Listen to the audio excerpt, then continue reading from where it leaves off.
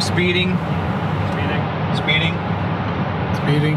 5, 4, 3, 2, 1. The world is changing faster than ever.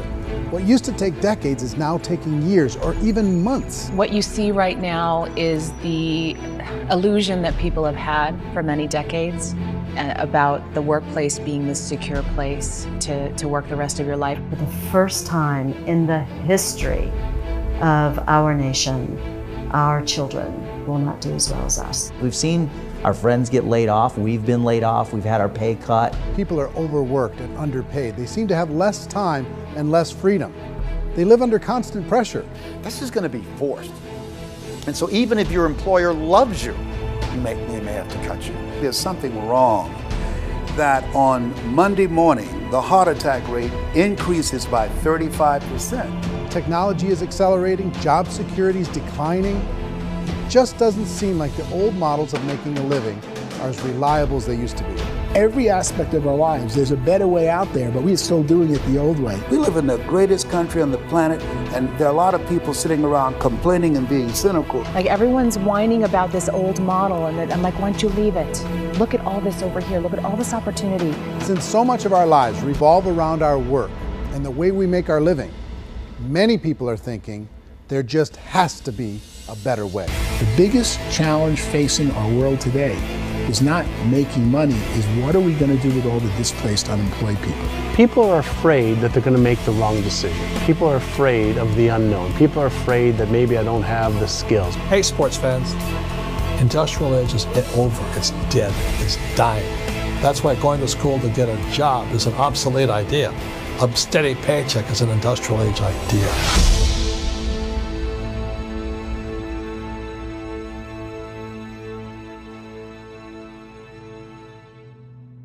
It's the search for answers that has brought us here together today. My name is Eric Worre, and for almost 30 years I've been an entrepreneur, struggling at times, but ultimately succeeding. As a best-selling author, speaker, and business owner, I've spent my entire career helping millions of people around the world to become entrepreneurs. And I believe strongly that there is, in fact, a better way when it comes to how we make a living. The career landscape has changed dramatically, and many are still working in a model that is completely out of date. What worked for previous generations isn't working as well for people today. In this film, we're going to explore 3 important questions. First, what's really going on in our working world today? Second, in this new economy, is it better to become an entrepreneur, or is it safer to work for someone else? And third, if a person decides to become an entrepreneur and start their own business, how can they do it without taking on massive risk? To help in this journey, I've brought together some of the greatest experts and thought leaders in the field of entrepreneurship to share the real facts with you. My intention is to give you new information that will allow you to make choices that are not limited by an old, outdated model. Let's start by understanding what's going on in our working world today.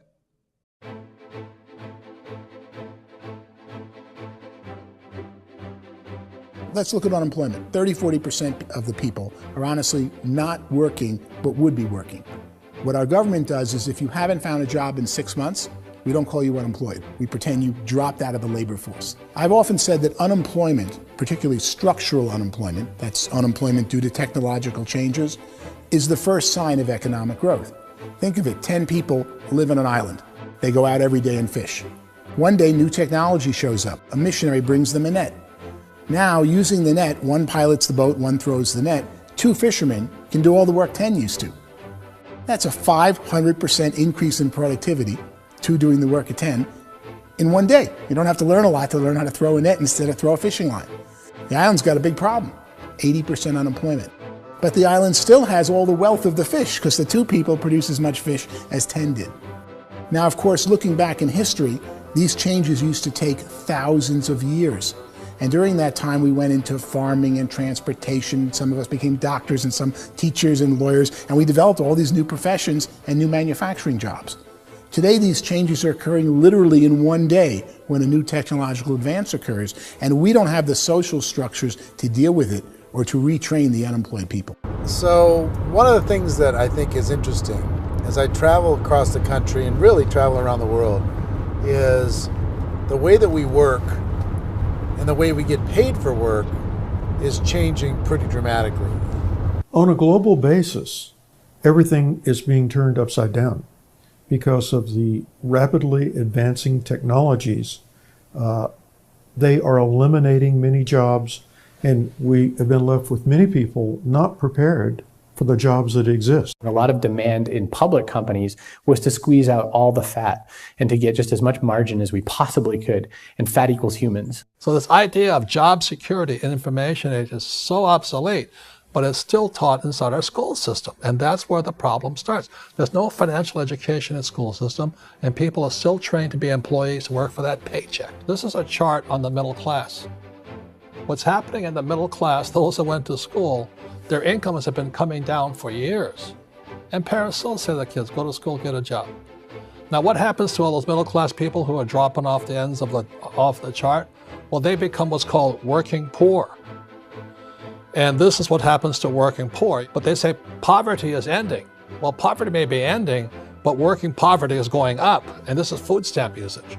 So food stamp usage in America is going through the roof right now, because people cannot earn what they call a living wage. Most people have experienced financial pressures that I think are probably greater than they have been in the past. If you're not working for yourself, then it's going to be a pretty hard road for a lot of people. Today, if you're going to control your future, the 40-40 plan is gone, where you can graduate from college and get a job and work for 40 hours a week for 40 years. That day is gone. So some of these charts actually tell you what's going on. And this is a really interesting one. You know, people are going back to school because if I go back to school, I'll get a nice job. But this is what's happening to, it's called Sallie Mae, which is the student loan guys. Student loan is going through the roof. It's now over $1 trillion, and student loan debt is worse than credit card debt. So when people stopped using credit card, the government got people into student loan debt. And the problem with student loan debt is you can never be forgiven. See, with credit card debt, you can declare bankruptcy and all's forgiven. But student loan debt, you can declare bankruptcy, you still owe it. It's the worst of all debt. But this is the next picture. Look at this chart here. This is what's happening to wages of college graduates. It's going down. So you go to college, you rack up all this debt, but you earn less money. Now, that's not that intelligent.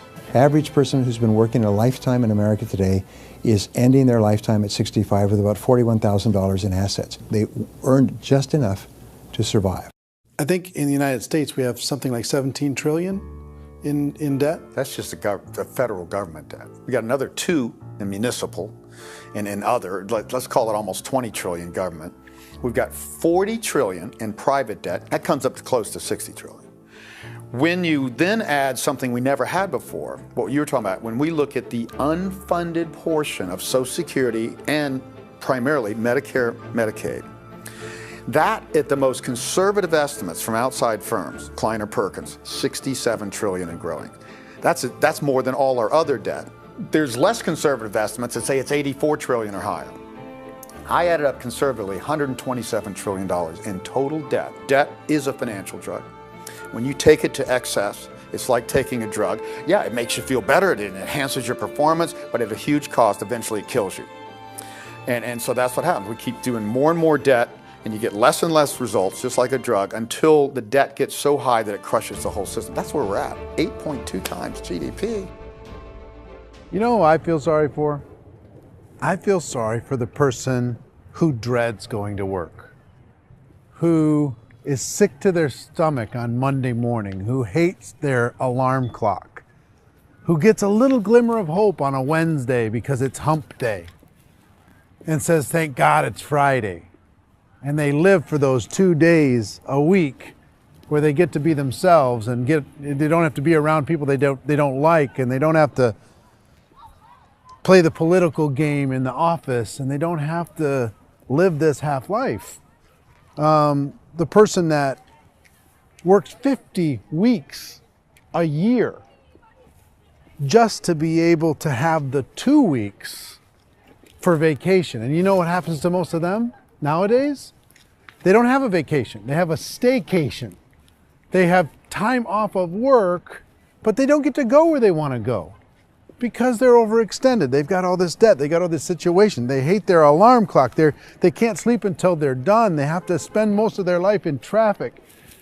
I feel sorry for that group of people because there's a better way. They just don't know it. I see this really interesting attempt at rugged individuality in a 6x8 rectangle.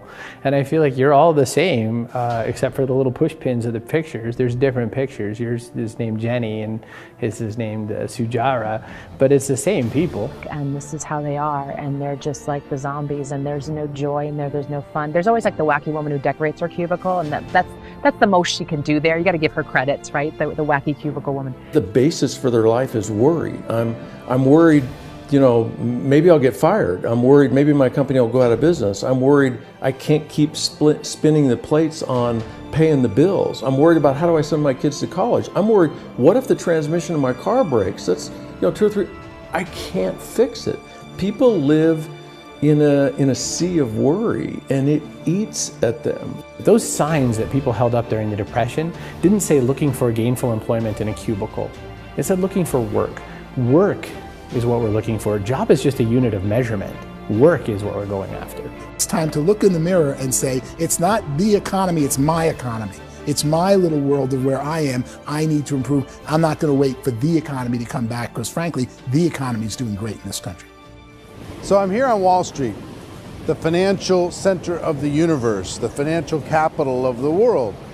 This is where most people's money goes to at least be held for a time, right? With interest rates in banks being effectively zero, and many experts are predicting it's going to stay at zero for the next 10, 20, even 30 years, people feel like they don't have any choice but to put their future into equities, to put their future into the hands of other people on this stock market, and hope that the stock market goes up, hope that the stocks that their advisors pick or that they pick goes up. That's one way to go, I guess. It's my personal belief that if you put your future into the hands of yourself, in other words, you have earning power by yourself, I think you're a better investment than these guys. I think you controlling your future is a better option than handing over your retirement to these guys. The average household income in the United States is approximately $50,000 a year, what they call the middle class.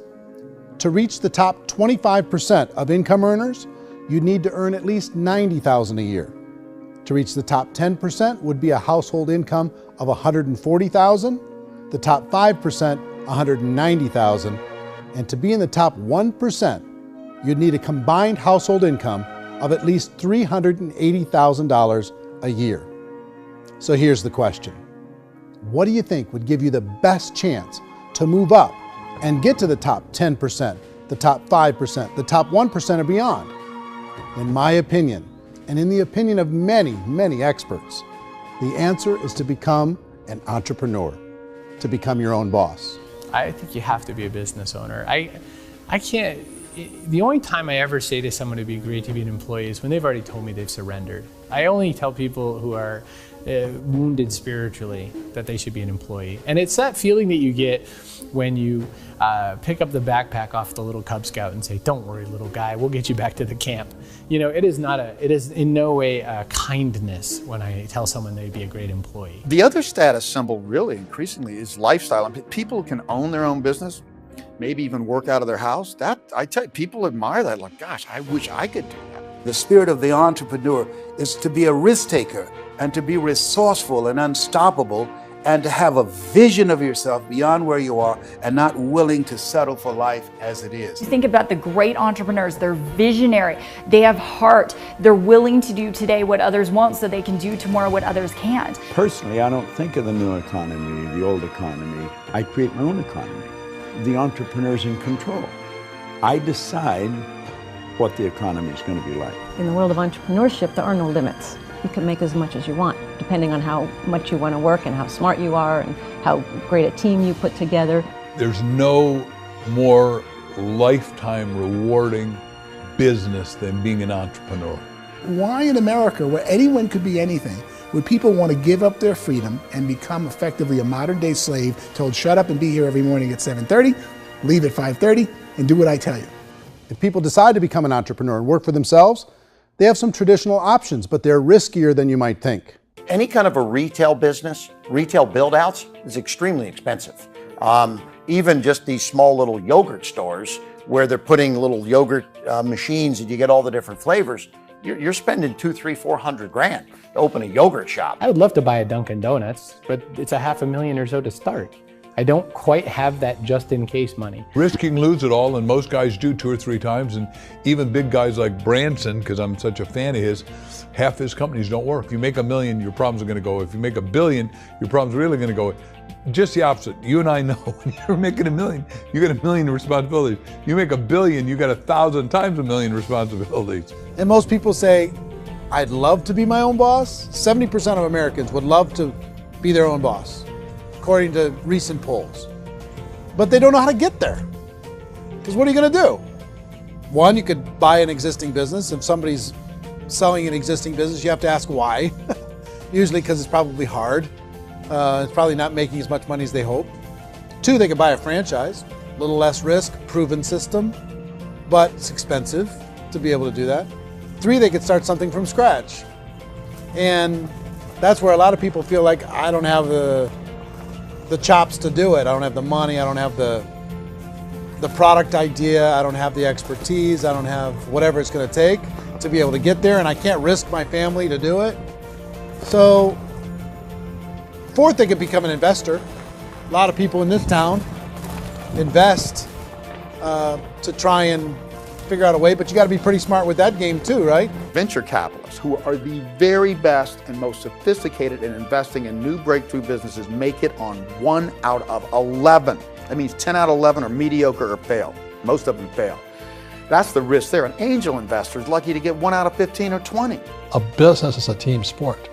Like, I have to have accountants, I have to have engineers, I have to have system designers, I have to have sales, marketing, I have to have accounting, I have to have mission statements, I have to have legal and all that. The average Joe Schmo, even me, I go out there, I don't have the skills to put a business together. I think the bottom line for the 4 traditional options is they take money, sometimes a lot of it. They take expertise, and they take time. All of that adds up to just too much risk for most people. I bought a business from somebody else and it was a lot of work. And you start wondering, what did I just buy? Because I guess ultimately I own your email list and I just overpaid for it. People that start their own business, they spend a lot of money, they spend a lot of time, a lot of effort to get things started. And the more you invest on the upfront, the harder you typically work at it. I can tell you what the success rate is of a restaurant. What is it? They're crazy enough. About 90% of them fail. About 90%, in how quickly? Year or less. Wow. And if we're talking non-franchise, we're talking franchise, Sure. That's totally different. Yeah. But our students aren't getting franchise restaurants. You got to invest big money. Exactly. And with someone like McDonald's, you've had to work with the company for a long period of time, really know the To even have a business. chance at investing $1 million. Have a chance, and it's a slim chance. What if there was a way that you had all the proven aspects, the comfort aspects, and you could still control your own life? What if there was both? In other words, you didn't have to create everything from scratch. You didn't have to be a super leader. All you had to do, what if there was a proven product already? You didn't have to create the product. And there's a proven system already, proven training already. Everything except an employer. That was the only thing that you didn't have. Do you think more people would be open to working for themselves in that environment?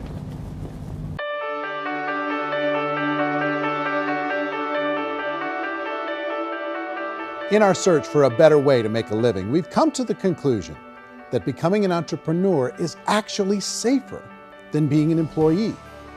And through our look at the entrepreneurial options, one particular path kept coming up from expert after expert. And I think most people will find it surprising because it's certainly a non-traditional business model. That model is for people to start their own business and become an entrepreneur through the creation of a network marketing business. Some people call it direct selling because the product is being sold directly from the manufacturer to the end consumer, cutting out the middlemen. Other people call it multi-level marketing, or MLM, because there are multiple levels of commissions paid. The most common term today is network marketing, because network marketing best describes using a large group of independent distributors, independent entrepreneurs, to move a product or service more efficiently. So my friend here, Donald Trump, and I, we always write about the network marketing industry. And the reason we support the network marketing industry is because it really is a business school for entrepreneurs. Because most people come out of school looking for a paycheck. Oh, that's terrible. I went to network marketing like that. I think if it didn't exist, we should invent it. It is that good. I think direct selling is a great way to do business today. It's very easy to get into that industry, and you can be self-employed, be in effect an entrepreneur. When we see multi-billionaires adding network marketing companies to their portfolio of companies, that would be a clue. When we see people who are very famous authors and very famous business people endorsing the industry, that would be a clue. These network marketing companies aren't $50 million companies, they're billions and billions of dollars. They lead the stock market, they're major companies. When we're going to get it? You know, and you're going to school to work for a paycheck, but if you want to be rich, be an entrepreneur, and network marketing gives you the spirit to be an entrepreneur. A traditional company will spend up to 50% of their total revenue on marketing. Network marketing companies use a different approach. Instead of having all that extensive marketing expense, they utilize a network of independent distributors to do the marketing for them. Now, why do they do this? First, because word-of-mouth advertising is so much more effective today than traditional media advertising. Second, some products need to be explained or demonstrated, and an independent salesperson can do that more effectively than an ad campaign. Third, it's completely efficient. The company only pays for the marketing of their product if a sale happens and not before. Imagine if Amazon allowed you to become an independent distributor and paid out 40% of its revenue to that distributor group. All you had to do as a distributor was recommend a product, and if a person bought it on Amazon, Amazon would take care of all the logistics, and you'd get paid for bringing the customer. Now imagine you got paid for every purchase that customer made for the rest of their lives. Well, Amazon doesn't offer this option, but network marketing companies do. 85% of all buying decisions in our society are made as a result of word of mouth or reputation. We're recommending things to each other all the time. You know, who's your dentist? Who's your doctor? Who's your lawyer? What detergent, are you using? What legal system are you using? What product are you using? We're talking to each other about the things that we love anyway. When you go into a big box retailer, you're lucky if the clerk looks you in the eye, much less gives you any detailed or accurate information about what you're purchasing. So of course, this personal information, this education coming from a friend, a neighbor, a relative, or even a stranger, but one who has experience with the product is extraordinarily valuable. As a matter of fact, network marketing can educate consumers probably better than any other form of marketing. It certainly can do better than advertising, because advertising usually has a certain hype to it and you can only get limited information. So, network marketing trumps advertising. If you were a typical sales company and you wanted to sell $1 million a month worth of product, you might go find 100 superstar salespeople. The quota would be $10,000 a month. So network marketing as a distribution system just flips the numbers. So we use 10,000 happy, raving fans of a particular product, and we don't concern ourselves so much with how much product each one of them individually sells. If they sell just $100 or $200 a month, and there's 10,000 of them, you're selling $1 million to $2 million a month worth of product. And that's the best way I can explain how network marketing works. This is the marketing arm of the company. There's not money being wasted on bricks and mortar. There's not money being wasted on inventory that's sitting stagnant somewhere. There's not of employees standing around that don't have customers. These are people that are going to connect with customers. These companies allow people to become independent distributors for extremely low cost and with no minimum time or sales quota.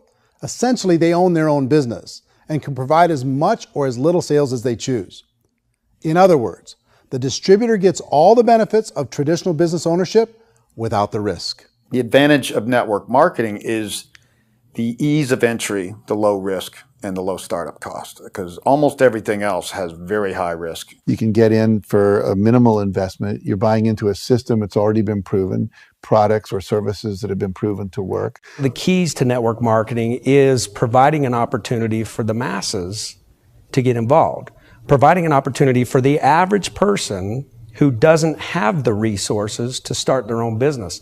All of this so far is fairly straightforward, but network marketing offers another benefit, and it's this benefit that makes it so interesting for entrepreneurs.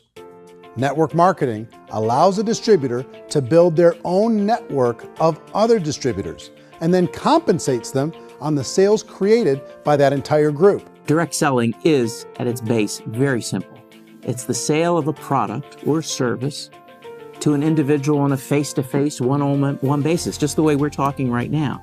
But there's an important element as well, and that's the offering in conjunction with that sale of product, the offering of an opportunity for someone to make something of themselves. No matter what your social status is, no matter what language that you speak, I mean, look how many unbelievable people are becoming successful that speak every kind of language out there. What an awesome gift to give the world. Instead of having to work your way up in a system and prove that you could be a sales manager, they just decided everybody can be a sales manager. Everybody gets to build a sales team from day one. And so what that brought into the system of growth as a direct selling company is the concept of compounding or geometric progression. Because now you can actually grow a sales force very quickly because everybody is enrolling people in their own sales force. People who are like, oh, this is weird, I'm building a sales team. Or what do you think you do at a regular company? How do you think a regular company works? Network marketing is the only industry that doesn't say your past determines your future. It looks at your past and says, okay, now what can we train you to do so you can have a great future? Every other employer out there wants to exploit you for what you already know, not teach you something new. Network marketing has the potential to save the United States and the world because it's going to teach people not to be employees, but to be entrepreneurs.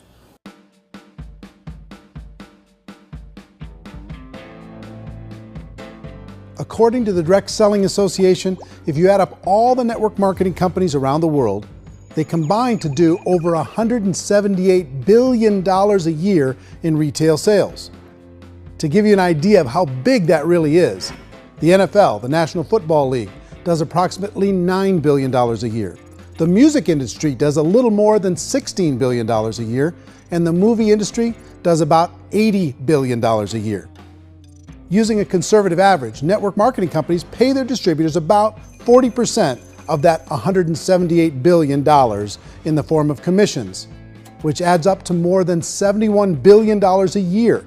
That's almost $6 billion a month. It's almost $200 million in commissions every single day.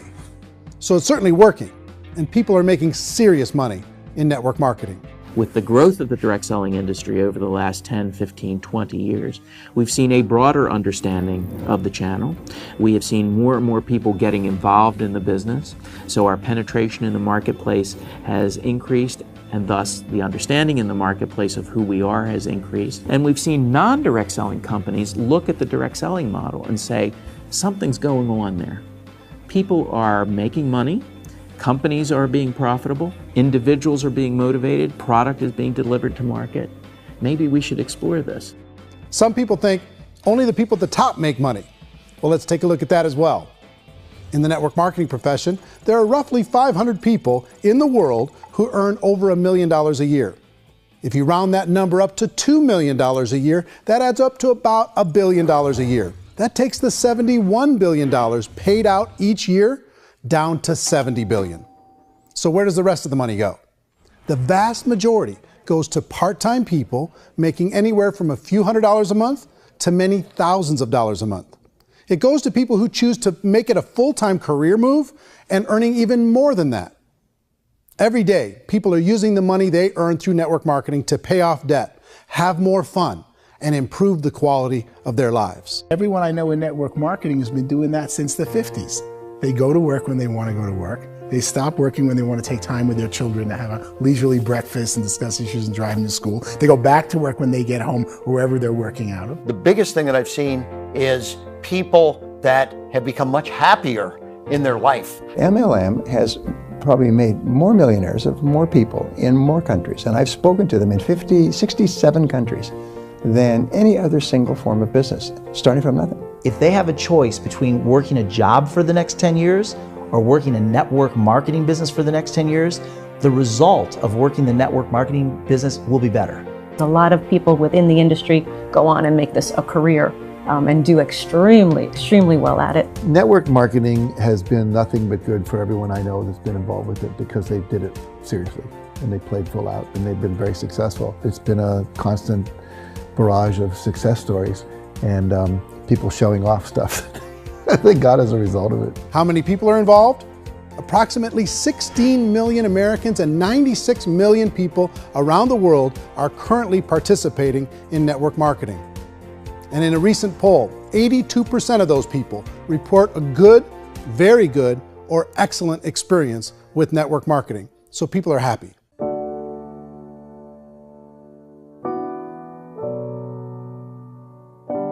So I've taken a look at the network marketing profession and really tried to understand why so many people are confused as to the validity of this as a business. One is this pyramid shape. People get really messed up with this pyramid. Oh, it's one of those pyramid things. So I just think there are a lot of haters out there who really don't understand the industry and say, oh, it's a get-rich-quick scheme. It's a pyramid. Well, corporate America is a pyramid scheme. You know what I mean? It goes like this. You have thousands of MBAs, let's say working for Ford or General Motors or Coca-Cola. If all these MBAs, they're all trying to get to here, that's a pyramid. Only one guy's going to make it. Every 10 years, one's going to make it. Whereas you look at network marketing, it's like this. So you're here, and your job is to develop other CEOs coming up behind you. So it's an inverse pyramid. In network marketing, it's a very simple concept.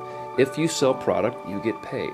It is paid based on production. There is no first mover's advantage. There is no investment component where the more somebody spends, the more they're entitled to make. So the two are polar opposites of each other.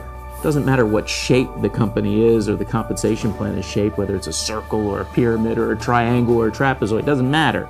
If compensation is coming primarily from recruitment, then you got a problem.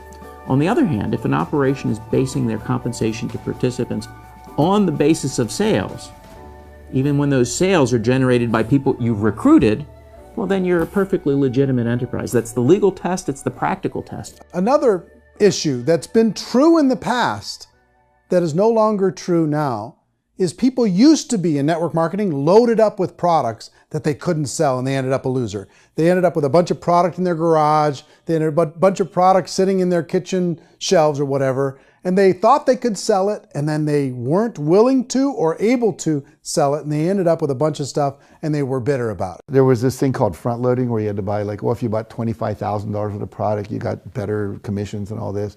Today, it's almost all done by computer. It's direct mail, comes from a warehouse somewhere else. You don't have to have all this inventory. You don't have to stock up. It's a paperless world now. Most of it's done online. You have a back office. It really works. And I mean, the technology has changed everything. Third issue is people start talking about 99% of people in network marketing don't make any money. Well, we've talked about that over the course of this journey together. Almost $200 million a day is being paid out to network marketing distributors around the world. The naysayers, the people who say that it doesn't work, are usually the ones who just don't know how to make it work for themselves. And so they're giving you an opinion, and I tell people, don't confuse people's opinions with expertise, because opinions are free. And don't confuse sincerity with the truth, because people can be sincerely wrong. But here's the reality inside of network marketing. The vast majority of people that get involved in network marketing just become customers and they get involved to be able to purchase product at a lower price. If you take Costco as an example, if a person goes into Costco and gets a membership to Costco so they can get a lower price on the product, we don't call that person a loser because they have a bunch of product that they walked out with with a smile on their face. Yet when some people want to take a look at network marketing, they say, well, those people, they're just using the product and they aren't earning an income, so they must be a loser. They're not a loser, they're a happy customer. That's the vast majority of people that are involved in network marketing. Now, a smaller percentage of those people decide to go build a business. They earn $300 a month, $500 a month, $1,000, $2,000. That's the bulk of earnings in network marketing. And then there's the few that really decide to take it serious, really decide to build a large network, really work to make that network very, very productive. And those people make huge amounts of money and there's no cap. What I do as an outside economist, just somebody looking at this industry like any other industry I speak and say, look, what's the realities of this? 1% do incredibly well. 10% generate some additional income at pretty low risk and effort. That's not, and 90% of people roughly end up customers. One thing that I think is real when it comes to people's perceptions about network marketing is people put this, and distributors, I think, involved in network marketing have some responsibility for this. They have sometimes unrealistic claims about the product or about the income. Most people who become distributors, they want the money, they want to be successful, but they don't have the skills. They don't know what to do. And when people don't know what to do and they're in a new business, they're scared. And when they're scared, they panic and desperation kind of sets in. So they think everyone they talk to has to get in. So if I talk to you and you say, well, no, I don't have time to do that, they're like, no, I need you. You have to do this or I won't be successful. So I start clawing on you. I start that desperation. So then I start making claims about the product, which are not appropriate, probably not even true. Or I start saying, oh, let me show you how you can make all this money and you don't have to do anything, Eric. And so you just totally misrepresent the opportunity, and you're clingy with people because you think you need everybody to be successful, and you don't. You know, one of the messages that I try to deliver most forcefully to companies as well as salespeople in direct selling is that you don't have to overpromise. The reality is in network marketing, there's a lot of hard work involved. There's a lot of effort. You're going to have to develop yourself. It's a business like anything else. It's going to take some time, but in my opinion, it's better.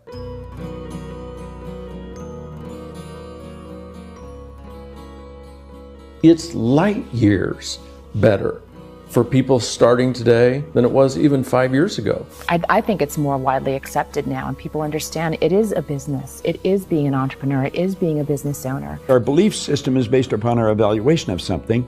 And frequently, if we reevaluate a situation, our belief about that situation will change. The industry has changed and it's grown up. It's totally transformed. You've got young people today that have grown up with social media, and they understand networks. They understand how people are connected through technology, and they understand how money flows through those networks. So when they see network marketing, they don't see it the way their parents saw it. And we've all learned, the larger industry that you represent, has all learned from those mistakes and flaws and errors that have happened early on. Early algorithms didn't work the right way. That's all fixed. It's like when they design a computer program, they design the program, then they run it, and then they go back through and they debug it. The MLM industry has been debugged. This is the day of being virtual, being able to run a business from your mobile phone. I mean, it's incredible. Companies are getting smarter. They're implementing more consumer protections. They're implementing more compliance training. They're doing more with respect to product research. If you do get involved and you make purchases of inventory, even on a voluntary basis, if you decide that this business is not for you, you can leave and have that inventory repurchased by the company. There's no other business that offers that kind of protection on a voluntary, self-regulatory basis.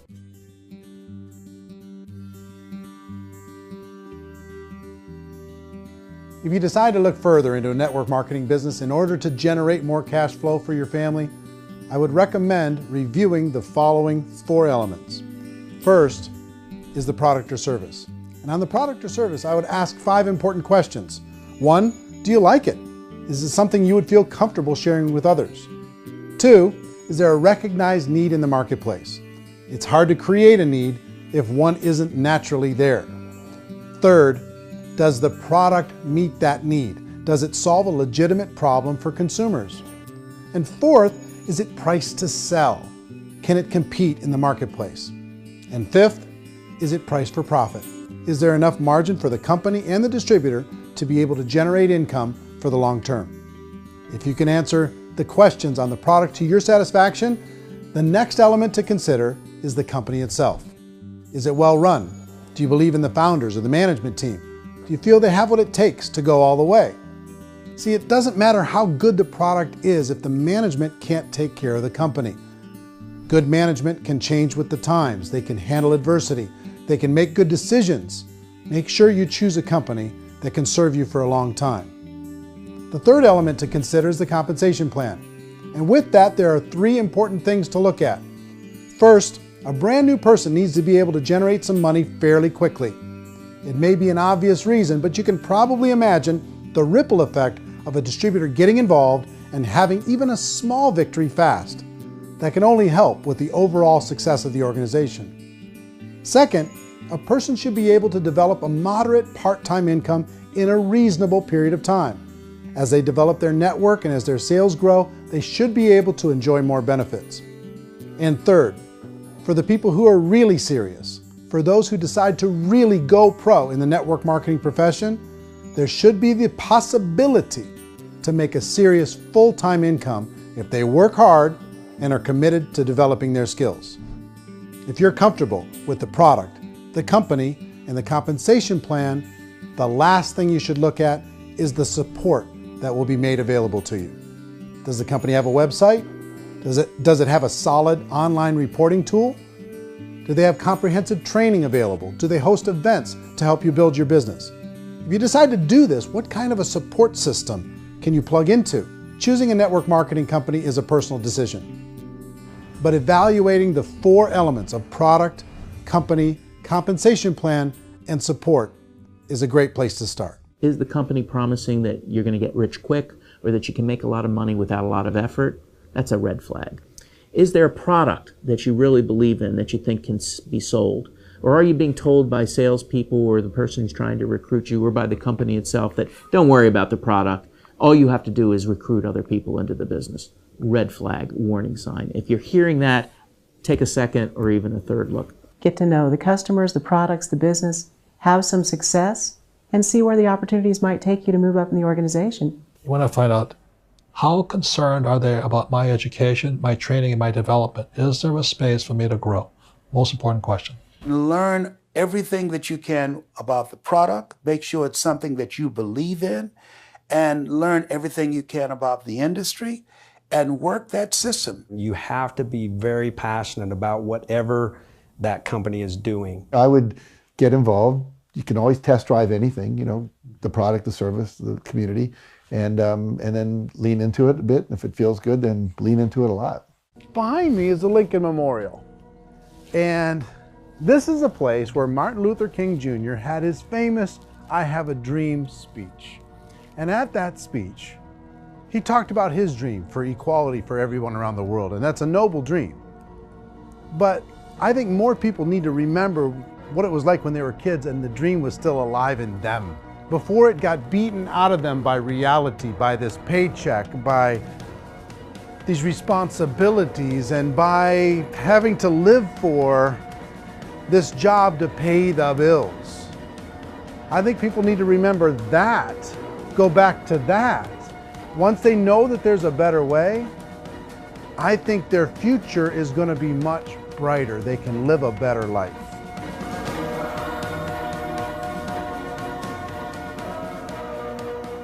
So if you're considering getting involved in a network marketing company, let me offer you just a few pieces of advice. First, network marketing isn't perfect. It's emotional, it's challenging. Like any entrepreneurial venture, it can have its up days and its down days. But if you have an entrepreneurial bone in your body, it's just better. Second, if you're gonna do it, decide to be professional. Decide to go pro. It's better to do that than just be this amateur sticking your toe in the water. Third, as any professional, you're gonna have to learn some new skills. And I promise you, inside of the network marketing profession, they're not too difficult to learn. Fourth, like anything worthwhile, it's gonna take some time. Don't expect that you're going to get to the finish line right out of the gate. And fifth, it's worth it. It's worth it to be able to take charge of your life again. It's worth it to be able to control your own financial situation. It's worth it for the people you're going to be able to spend time with. It's worth it for the things you're going to be able to see and the experiences you're going to be able to experience. It's worth it for the causes you're going to be able to contribute to, the lives you're going to be able to touch, the customers you're going to be able to help, the friendships you're going to be able to develop. I promise you, it's worth it. Remember, most people are searching for answers just like you are. But I do have to tell you the catch to network marketing. If there is a catch, if you want to understand this from an emotional point of view, people say, well, it sounds too good to be true. It's not, it's hard work. But here's the catch. Most people still don't understand it. So you're going to have to endure the loss of social esteem from ignorant people.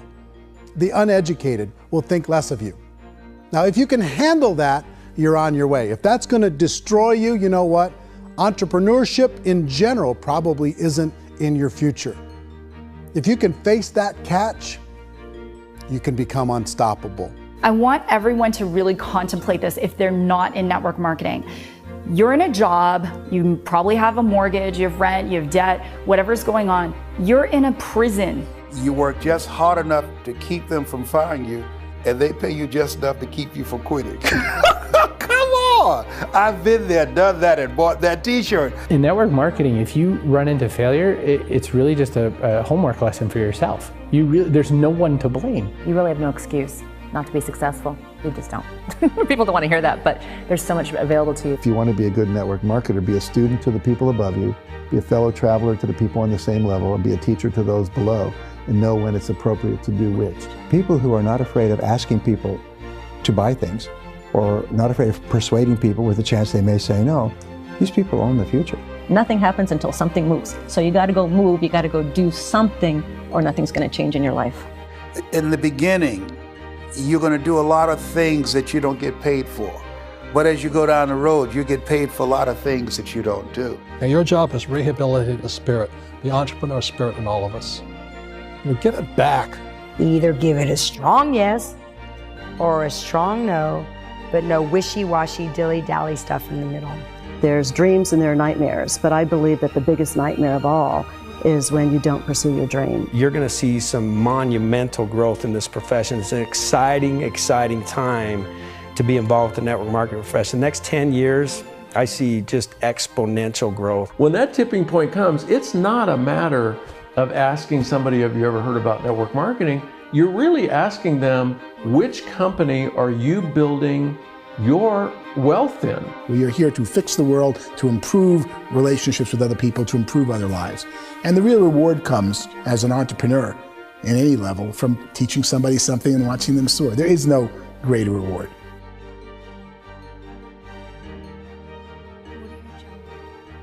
Life's too short to spend it living someone else's dream instead of your own. It's too short to spend it living at a fraction of your potential. Can being an entrepreneur be a challenge at times? Sure. But here's what you get in exchange. It can be yours. Something that you built, something that you created, something that you made happen. This balloon represents your dream. It represents entrepreneurship. My wish for all of you is that you would reach out and grab it. The choice is up to you.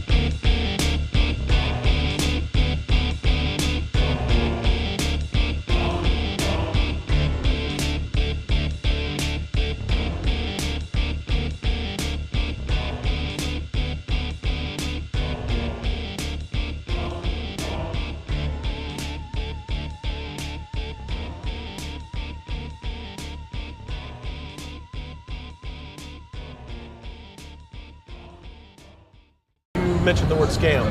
Why did you mention the word scam? The only reason it is a scam is because... That's terrible.